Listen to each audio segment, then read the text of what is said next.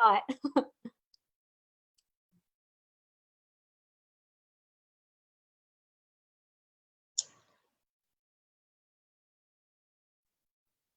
Okay, thanks. Setting up the webinar. Done. Redirecting you to Facebook Live.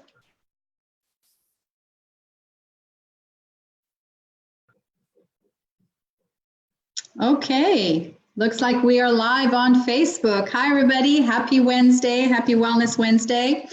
Today, I've got a wonderful guest on our show, Lauren Neuburger. Is that correct? That's correct. Okay. Lauren and I met indirectly through Instagram, and Randy reached out to her and we connected, and it turns out that Lauren has a very interesting story. So Lauren was diagnosed with breast cancer when she was 26 years old. And so she used that as a catalyst for change. And now she's a holistic nutritionist that specializes in breast cancer. Lauren's now 31 years old.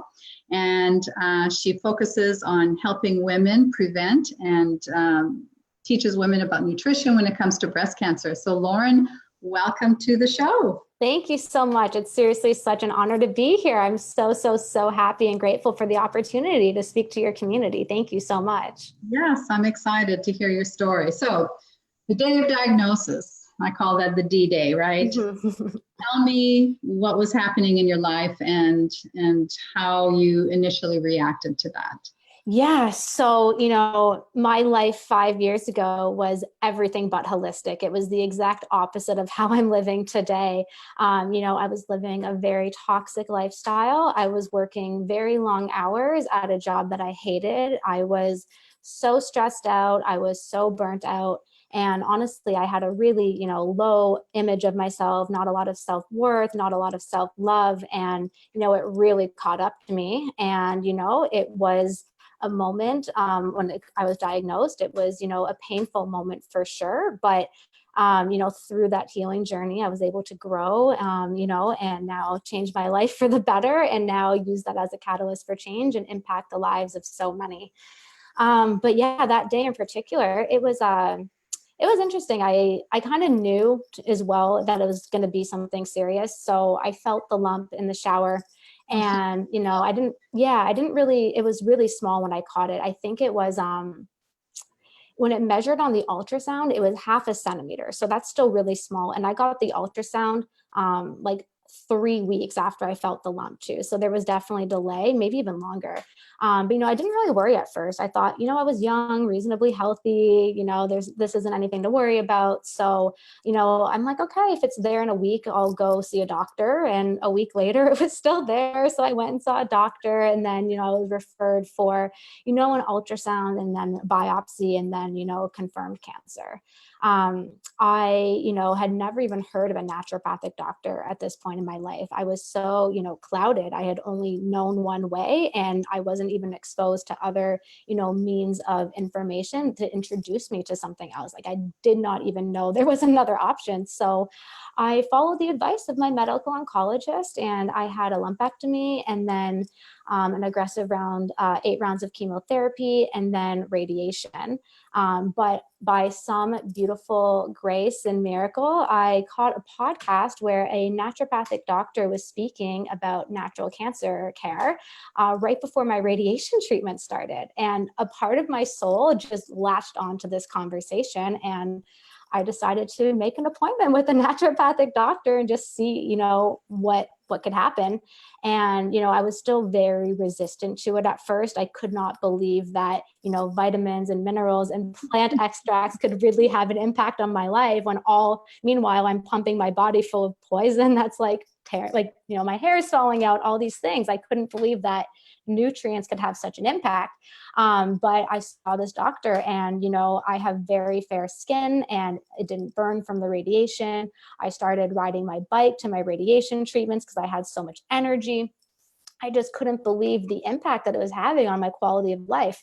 So, I just kind of took that and ran with it. I kept seeing my naturopath, and, with cancer, there's just such a loss of control. Like, you just feel like you're trapped in your own body, and there's just not much you can do about it. So what I loved about, seeing a naturopath, it allowed me to take some of that control back and some of that power, because I was doing something for myself. I wasn't just passively, waiting for, these treatments, the conventional treatments to work. I was actively showing up for myself and really making an impact and, showing myself love in the process.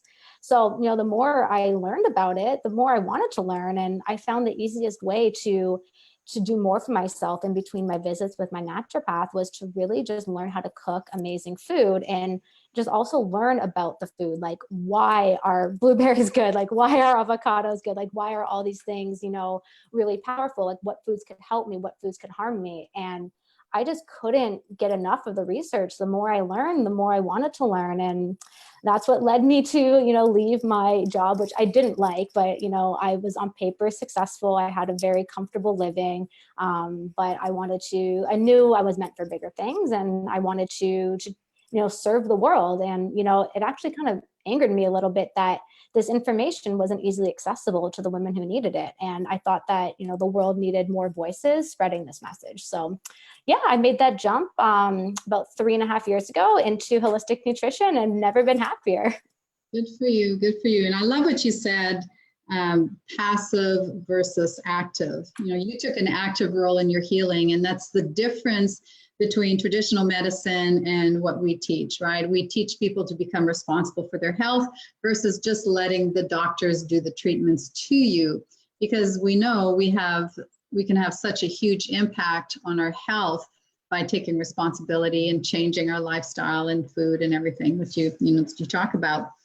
Now, what do you think in your case was the root cause of the cancer to develop?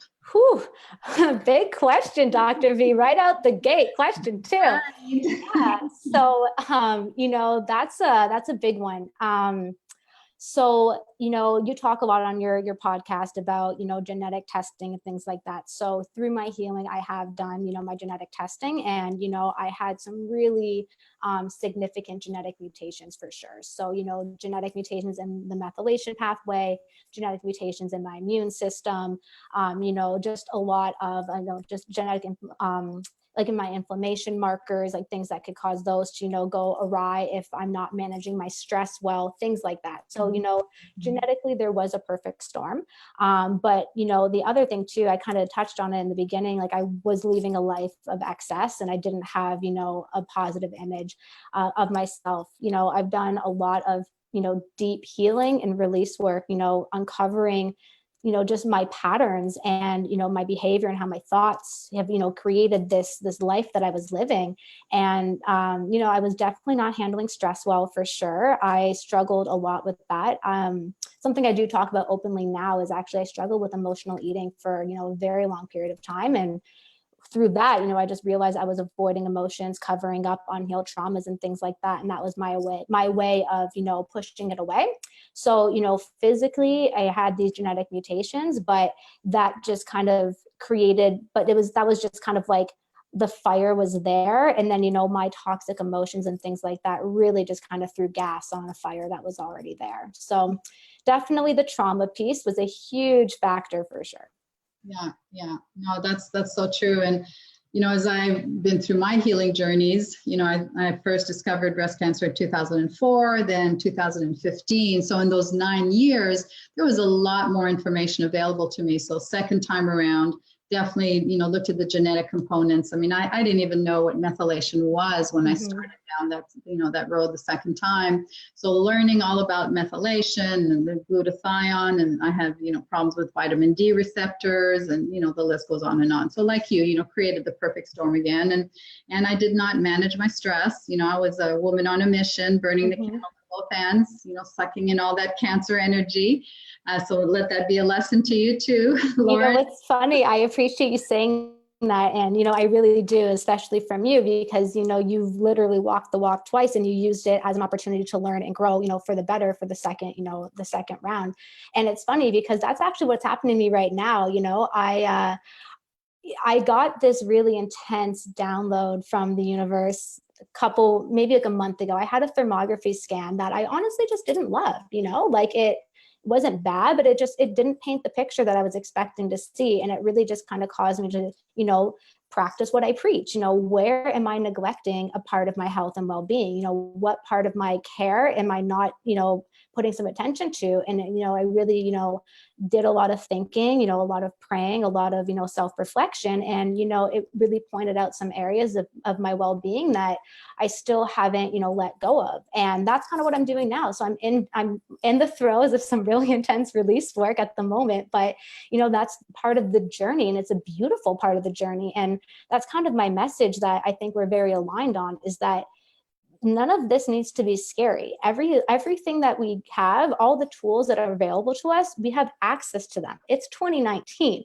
We have all these resources available to us, and I just look at it as opportunity, and an opportunity not even just to, prevent a cancer, reoccurrence. It's an opportunity to be your best self.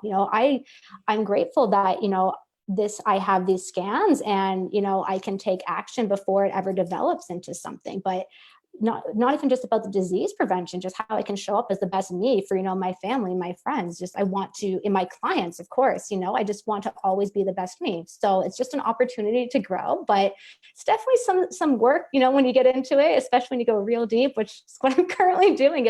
But it's freeing, and I'm very grateful for it. Good. And good for you for choosing thermography and staying on top of your health. And thank you.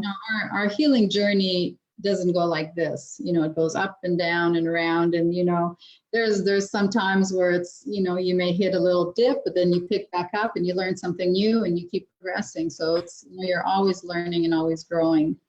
Now, why did you decide, or what point did you decide to become like a holistic nutritionist and a cancer coach?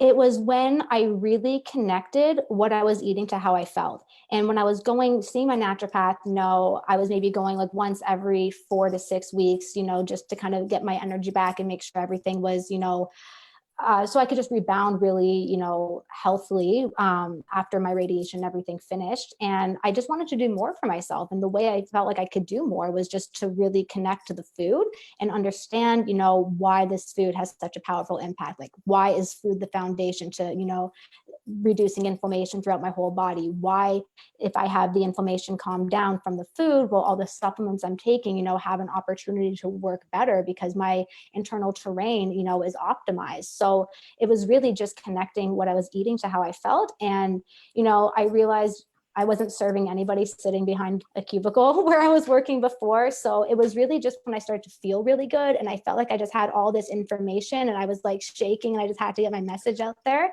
And then I actually went to Costa Rica. I randomly decided to travel by myself. I went to this like healing farm in the mountains. I was just called to go there. So I went, and actually that was my first introduction to energy healing. I had never even heard of energy healing at that point. I was just so connected to food and holistic living and all up on the plants. And I went and I had some energy healing there. And when I came back from that trip, I remember actually telling my boss, because I was really close with my boss at the time.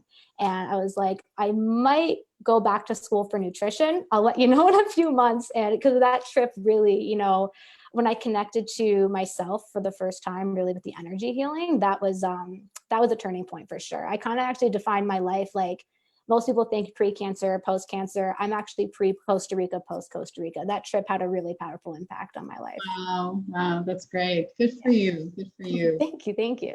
I thought, when you look back, you never can imagine, all the things that you've learned and all the things that you've accomplished and done as a result of a diagnosis. I mean, when I first found out, there was no way I was going to be a breast cancer conqueror and be, have a website and coach women and do all that. I had no clue what was ahead for me. So, and that's the beauty of this, is that, we've both taken that pain and turned it into a passion. And then the end result is that we get to support a lot of women along the way. Yeah. I had this moment too, where I'm like, the point of my journey was to make it easier for someone else's. I don't want many people to have to suffer. And I just think that, pain into passion, pain into purpose, it's just such an authentic part of healing. And, I think it helps a lot of, the women that we both work with, just trust in it too. Because a part of me, I definitely had control issues. So that was still a major thing. And that's still something I'm learning to let go of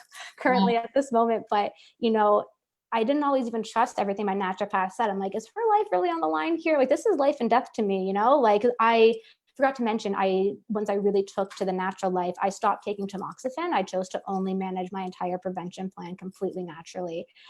So, when I was taking this regimen of supplements and things like that, when she was recommending things, I'm like, this isn't her life on the line. So part of me still had to go home and research everything and, really dive into that myself. But I think what our clients really respect from us is that, this is that important to us. It is life and death to us as well. So we practice what we preach, but it's not just, we're giving recommendations, we're using them personally. And I think that resonates and provides, a lot of confidence to the women that we both want to work with. Yes, yes. And like you, my message to women is that you never have to fear breast cancer again. Once you understand what cancer is, what it is not, and how much power you have over your body by your foods, your lifestyle, you're managing your stress, your sleep, your hormone balance, the detoxification, everything that I talk about in the 7 essential system, there's no need to fear cancer again, because now. Exactly. Yeah. No, it's exactly it. There's no need. We have all the tools. And, I find sometimes there's some resistance to, wanting to opt for some of the testing and things like that. But, for me, I just can't imagine not knowing. If you want to, really take control of your health, it's like we have options available to us. And, I think the DNA testing is so important, because a lot of women just kind of look at, oh, my doctor tested me for, these 30 genes. And I'm like, well, those are just certain ones, but the body is interconnected. And I think the most important things you have to look at is making sure that those genes don't get expressed, but you have to look at what could cause that to happen. And you have to know what's going on in the rest of your body. You have to really have, a system and a structure to really, heal at like a foundation level. And, it's not always just about eating the broccoli and taking the flax. And, there's so much more to detoxification and, healing as well. It's very, very deep and profound, and involves a lot of different body systems, and including, the thoughts and the emotions as well. Yes, yes, true. So speaking of food, let's talk about what are let's say the top 3 to 4 foods that you think are very important for breast cancer prevention and healing. Yeah, sure. So number one is, ground flax seeds for sure. It's definitely my favorite. I know you talk about this on your podcast quite often, but, it's not just about the estrogen component of it, like, and how, because people think that estrogen is like one hormone, but it's not. It breaks down into several different pathways, and some of those pathways are protective, some of them are harmful. So ground flax seeds help shuttle estrogen into those more protective pathways. So I'm a huge fan of that. And I always get asked, is it important only for hormonal breast cancers? This is important for women, whether they've had cancer or not. You just want to make sure your estrogen is getting shuttled into those protective pathways. I do have some clients that, I see that don't have breast cancer. They're just, women that have reached out to me because they have hormonal issues, like, just heavy periods, swollen breasts, and, intense PMS and things. And, ground flax helps with those too. So it's really just everybody can benefit from having ground flax, regardless of cancer stage or status, or, hormone status for sure. The other part about ground flax that I love too is that, it's a great source of fiber that actually acts as a binder. So it's not just going to help shuttle the estrogen down those protective pathways. It's going to actually bind to estrogen that your body's trying to eliminate it and kind of take it out through the bowels. So ground flax is just like the best. Number 2, like avocados. And I don't know how often you talk about avocados, but they are, a favorite of mine too. They contain actually all the precursor nutrients your body needs to make glutathione. So I love avocados for that reason.